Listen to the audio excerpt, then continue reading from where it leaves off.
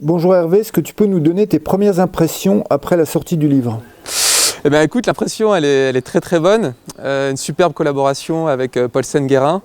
Et écoute, la réception des gens est incroyable. On a d'ailleurs vendu à quelques personnes qui s'appellent Zian.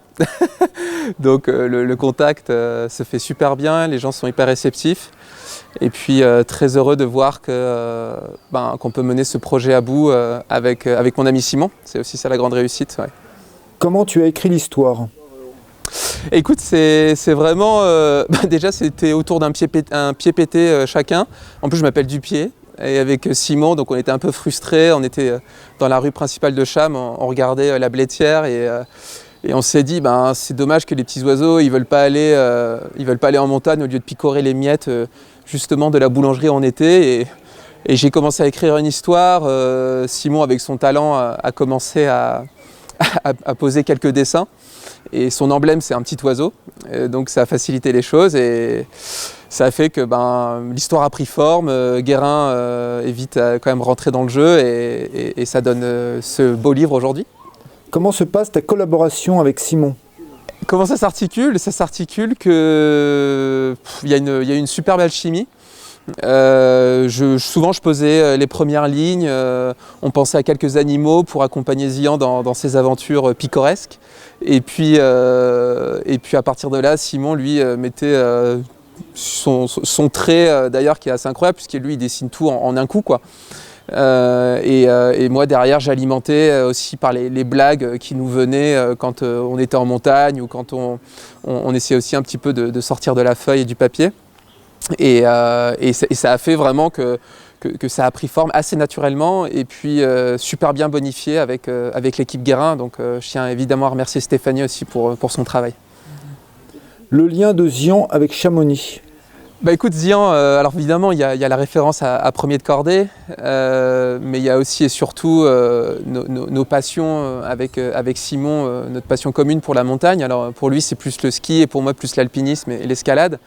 Avec Simon on s'est rencontrés puisqu'on bossait tous les deux pour Patagonia et moi je venais ici autant pour travailler que pour grimper et Simon au final pareil et donc on a essayé de faire que ce petit oiseau en un sens nous représente et puis aussi représente une valeur fondamentale quand on va en montagne, c'est-à-dire trouver le courage d'y aller et puis on espère aussi que derrière tout ça il y a un message aussi un peu plus profond de se demander c'est quoi le courage pour la société de demain quoi. Donc c'est aussi une grande aventure et c'est une aussi belle aventure qu'aller grimper toutes ces montagnes. C'est quoi le courage pour demain? Écoute, c'est vrai que comme on a bossé tous les deux pour Patagonia et que c'est une entreprise assez reconnue en termes d'activisme environnemental, c'est pour moi aujourd'hui une place importante dans mon activité autant professionnelle que personnelle. Me demander comment je peux vivre en accord avec des écosystèmes aujourd'hui qui sont en péril. Et comment les protéger, comment m'y intégrer. Et ça vaut autant pour moi que pour ce petit oiseau. Donc trouver le courage, c'est aussi trouver le courage de se réinventer dans un monde qui n'est pas parfait, mais qui a énormément d'opportunités de transformation. Tu as déjà écrit un livre?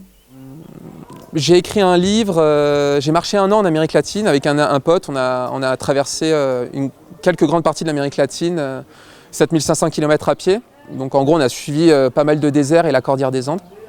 Et suite à cette expérience, on a écrit ce journal de bord / conseil pour toute personne qui voudrait se lancer dans une aventure à pied. Et je n'étais pas du tout prédestiné à écrire parce que je suis ingénieur mécanique à la base, mais donc ça a été un processus un peu long d'apprendre à écrire.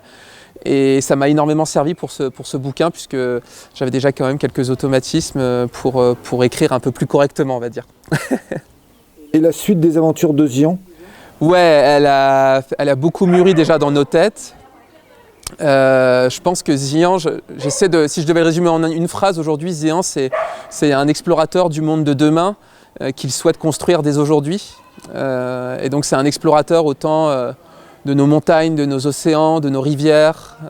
Et c'est aussi un explorateur donc de cette société. Et je pense qu'avec Simon on a pas mal d'idées pour le faire voyager, autant dans sa tête que dans notre monde. Et je pense qu'un deuxième opus est déjà bien dans notre tête et dans notre coup de stylo. Donc à bientôt une première version.